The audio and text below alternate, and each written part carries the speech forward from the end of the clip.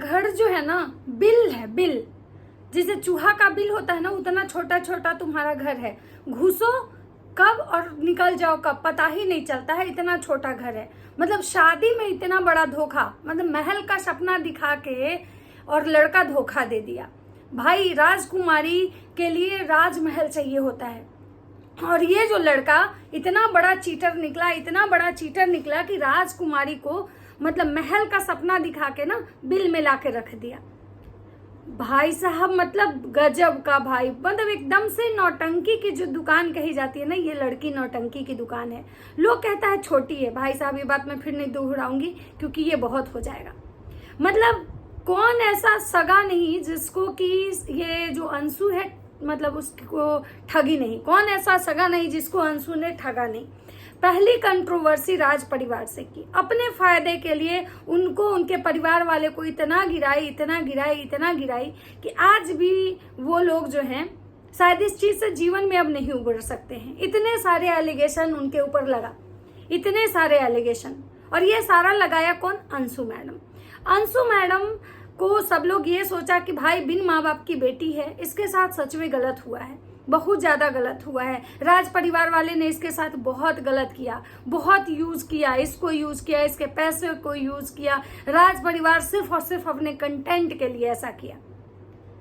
रुकिए थोड़ा, राज परिवार वाले तो गलत थे, राज परिवार वाले ने अपने कंटेंट के लिए इसको यूज किया, मैं इस बात से को ये नहीं कहती हूँ, लेकिन कहाँ ये लड़की किसी को नहीं छोड़ रही है। भाई राज परिवार वाले गलत थे, एक इंसान गलत हो सकता है, ऐसा थोड़ी है कि सब के सब गलत हो जाएंगे।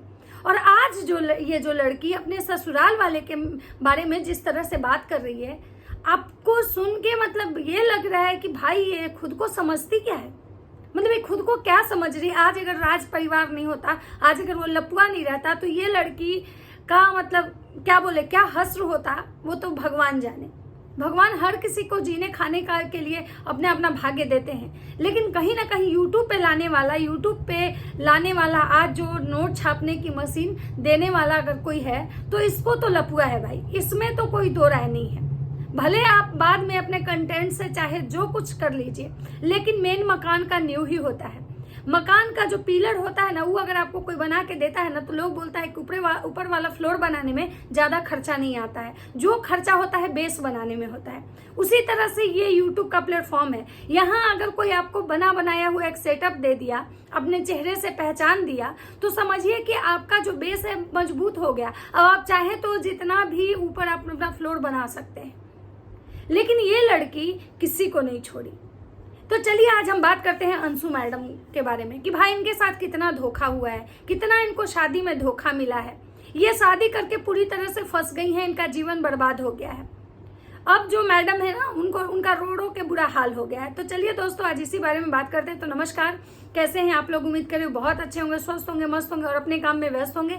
मैं प्रिया शर्मा और मैं अपने इस नए वीडियो में आप लोग का स्वागत कर रही हूँ। दोस्तों आज बात करने आई हूँ अंशु मैडम। अंशु मैडम भाई नौटंकी तो है, ओवर एक्टिंग की दुकान भी है, इसमें तो कोई दो राय नहीं है। और कंट्रोवर्सी कैसे करना है ये भी मैडम को बहुत अच्छे से आता है। मैडम को लोग कहते हैं मैडम बहुत सीधी हैं, मैडम को कहता है मैडम बच्ची हैं, भाई इसको कोई चीज का ज्ञान नहीं है। लेकिन जो कहते हैं ना, वो थोड़ा सा इनका वीडियो बहुत ध्यान से देखिएगा, इमोशनली नहीं, चीजों को समझने की कोशिश कीजिएगा कि ये कितनी बच्ची हैं। अब बात करते हैं कि मैडम को अचानक ये ख्याल आता है कि ये घर जो है ना, ये घर है सो एकदम मतलब चूहे के बिल जैसा है। बिल है ये घर नहीं है, बिल है। और यहाँ पे अब मैडम को घुटन हो रहा है। मैडम का शादी जो है वो लव मैरिज है। लव मैरिज में मैडम पता नहीं कितने बार अपने पति से मिली थी, कितना हर कुछ मैडम को पता था। ऐसा नहीं था कि मैडम और मैडम के पति जो थे दोनों एक दूसरे से अननोन थे, मैडम को कोई जानकारी नहीं थी। मैडम बहुत पहुंची हुई चीज है, मैडम को हर कुछ पहले से पता था। मैडम साथ में घूमी फिरी, खाई पी, जैसे कि एक लव मैरिज में होता है। मैडम भी सब कुछ जानती थी, अपने ससुराल के हालात, और जो मतलब कि मैडम के पति हैं वो भी सब जानते थे कि मैडम का क्या है, इनका बैकग्राउंड क्या है, सब कुछ उनको पता था। लेकिन आज इतने दिनों बाद अचानक से मैडम को ये ख्याल क्यों आया कि भाई मुझे इस घर में घुटन हो रही है। मतलब सोचिए कि ये जो है ये किसी की सगी नहीं है। जो जिस ससुराल में मैडम को ससुराल वाला नहीं ननिहाल वाला फीलिंग आता है, जिस ससुराल में मैडम के लिए पूरा परिवार जो है ना एक मतलब क्या बोले काम वाले की तरह बिछा हुआ रहता है। मैडम खुद से एक गिलास पानी भी नहीं शायद पीती होंगी। मैडम की सासू माँ दिन भर किचन में काम करती हैं, दिन भर घर के काम करती हैं। मैडम को कोई काम नहीं करना होता है, मैडम को सिर्फ और सिर्फ वीडियोस बनाने होते हैं। इसके सिवा मैडम कुछ नहीं करती हैं, लेकिन फिर भी मैडम को वहां घुटन हो रहा है। क्यों भाई? मैडम टाउन में रहना चाहती हैं, मैडम टाउन में रहती थी, मैडम को गांव में घुटन होता है, इसलिए मैडम अब नहीं रहेंगी। और मतलब सबसे बड़ा बात है कि भाई रहना नहीं रहना, आप एक घर लो 10 घर लो, ये सबको पता है कि आप बहुत बड़े आदमी बन गए। एक समय था जब आप लोन के पैसे नहीं चुका पा रहे थे, उस समय आपको प्रॉब्लम था, लेकिन सोशल मीडिया का पावर कि आज आप इतने बड़े आदमी बन गए कि रोज आप एक नया चीज करते हो अपने लाइफ में। और शायद उसी नया चीज का, उसी पैसे का आज आपको इतना अकड़ है कि आज आप अपने ससुराल वाले को भी नीचा दिखाने में 5 मिनट नहीं लगाए। राज परिवार वाले गलत थे, वो आपके साथ गलत किए थे, आप उनको ट्रोल करवाए, ये समझ में आया। लेकिन आपके ससुराल वाले जो दिन भर आपकी सासू माँ एक नौकरानी की तरह काम करती हैं, आपका पति आपके सामने बोल नहीं पाता है, आपका देवर आपके सामने बोल नहीं पाता है, तुम तड़ाक दिन भर मतलब उसको एक पति वाला नहीं, उसको एक नौकर वाला इज्जत मिलता है। दिन भर तुम्हारा घर ऐसे, तुम्हारा घर वैसे, तुम्हारा ऐसे, तुम्हारा वैसे वाला मैडम का बिहेव होता है। मैडम का जो ब्लॉग होता है, पता नहीं कौन ऐसे बड़े कलेजे वाले लोग होते होंगे जो देखते होंगे, जो ये सोच के केवल देखते हैं कि मैडम के माँ बाप नहीं है। सिंपैथी एक अलग चीज है, सिंपैथी एक अलग चीज है कि मैडम ने बहुत दुख देखा, मैडम के माता पिता नहीं है, मैडम के लाइफ में बहुत सारी प्रॉब्लम आई, लेकिन इसका मतलब ये नहीं होता है। और परेशानी जब आती है ना तो इंसान को मैच्योर बनाती है। और जहां तक एज की बात है ना, तो मैडम का एज उतना भी कम नहीं है, और मैडम से कम एज वाले बच्चे आपको बहुत समझदार दिखेंगे। और ऐसा नहीं कि मैडम समझदार नहीं है, अगर समझदार नहीं रहती तो मैडम डे बाय डे इतनी सारी चीजें करती हैं, पूरा घर मैनेज करती हैं, पूरे घर की मालकिन बनी है मैडम, कहाँ क्या होना चाहिए नहीं होना चाहिए सब मैडम को पता है। फिर मैडम बच्ची कैसे हैं? अब बात करते हैं कि मैडम कह रही है कि हम आज मैडम को उस ब्लॉग को लेके बहुत सारे कमेंट्स आ रहे हैं, बहुत सारे नेगेटिव कमेंट्स किए, घर में रहना नहीं चाहती है, ये अपने सास ससुर के साथ नहीं रहना चाहती है, अपने अकेले रहना चाहती है। तो मैडम और मैडम के जो पति देव हैं सफाई देने आए हैं कि हमने ऐसा नहीं बोला कि हम अकेले रहेंगे, हमने ये बोला कि हम कहीं और घर बनाएंगे, क्योंकि हमारी बड़ी मम्मी के पास 2 घर है कोलकाता में, उनके दोनों बेटे बना लिए। तो हम ये चाहते हैं कि हम भी बाहर घर बनाएं, हम बाहर रहें, यहाँ पे गांव में कोई व्यवस्था नहीं है, यहाँ पे स्कूल्स अच्छे नहीं है। मैडम अभी तो आपके बच्चे भी नहीं है, तो स्कूल में पढ़ने आप और आपके पति जाएंगे। मैडम का कहना है कि या तो पटना में रहो, या तो दिल्ली में रहो, या तो कोलकाता में रहो, लेकिन हम गांव में नहीं रहेंगे। भले रेंट के ही घर में रहेंगे, लेकिन हम गांव में नहीं रहेंगे। और मैडम का अब कहना है कि हम भाई अपने पूरे परिवार को लेके जाना चाहते थे। मैडम बहुत दिमागदार है, इस बात को आप लोग नोटिस कीजिएगा कि मैडम आखिर ये क्यों कह रही है कि हम अपना घर बनाना चाहते हैं। मैडम का जो घर है, ठीक है मान लेते हैं नीचे का जो घर है वो छोटा रूम है, चलिए पहले के हिसाब से बना हुआ है। अब मैडम को बड़ा घर चाहिए, क्योंकि मैडम के पास बहुत पैसे है, बड़े सामान उनको अपने रूम में रखना है, तो उनको बड़ा घर चाहिए। चलिए उन्हीं की बात। तो मैडम चाहती तो अपना जो उनका ऊपर वाला फ्लोर है उस पर भी अच्छा घर बनवा सकती हैं। अगर ऊपर नहीं तो मैडम के घर के आगे बहुत सारी जमीन है जो ओपन है, मैडम उसमें भी घर बनवा सकती हैं। लेकिन मैडम यहाँ घर बनवाना ही नहीं चाहती। तो अब इसका रीजन कह रही है मैडम कि नहीं यहाँ पे मुझे रहना ही नहीं है, गांव में हम रहेंगे ही नहीं। मैडम आप नहीं रहेंगी, बाकी लोग तो रह सकते हैं, तो आप घर तो बनवा दीजिए, आप घर बनवा दीजिए, जिसको रहना होगा रहेगा, जिसको नहीं रहना होगा नहीं रहेगा। लेकिन मैडम भाई चालाक है, मैडम दूर का सोचती हैं, मैडम नजदीक का नहीं सोचती हैं। मैडम बहुत दूर दृष्टि है मैडम के पास। मैडम सोच रही हैं कि अगर यहाँ घर बनवाते हैं तो कल के डेट में जब मेरे देवर की शादी होगी, मेरी देवरानी आएगी, तो उसका भी आधा होगा। ये स्वाभाविक सी बात है कि किसी भी घर में जब 2 लड़के 3 लड़के होते हैं तो प्रॉपर्टी में सबका बराबर हिस्सा होता है।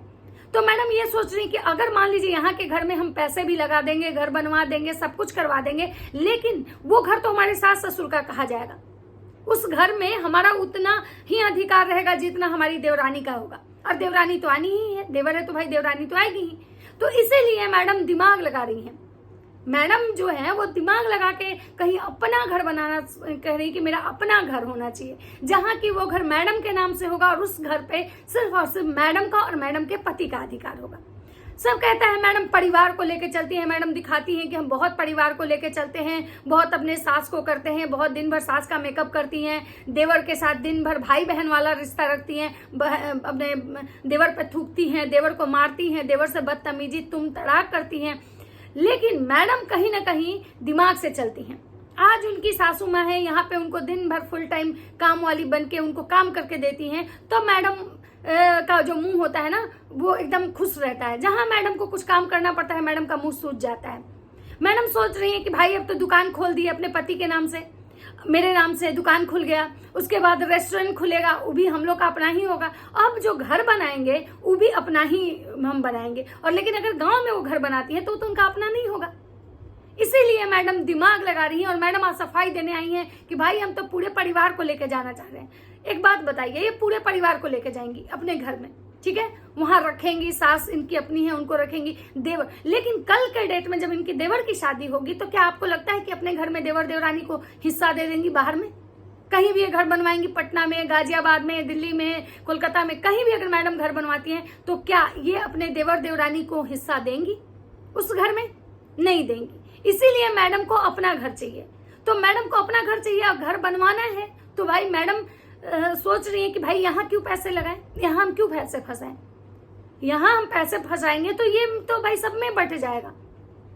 तो जो लोग ये चीज कहता है कि मैडम के पास दिमाग नहीं है, मैडम में बहुत बचपना है, अभी उनके अंदर बचपना कूट कूट के भरा हुआ है, भाई साहब मैं आप लोग सारे लोगों से कहना चाहती हूँ कि मैडम बहुत दिमागदार हैं, दूरदृष्टि सोचती हैं, बहुत दूर की सोचती हैं। और अभी क्या है ना कि मैडम के पास पैसे आ चुके हैं, इसलिए मैडम सोच रही हैं कि भाई पैसे अभी आ चुके हैं, क्यों ना घर या जमीन ले लिया जाए।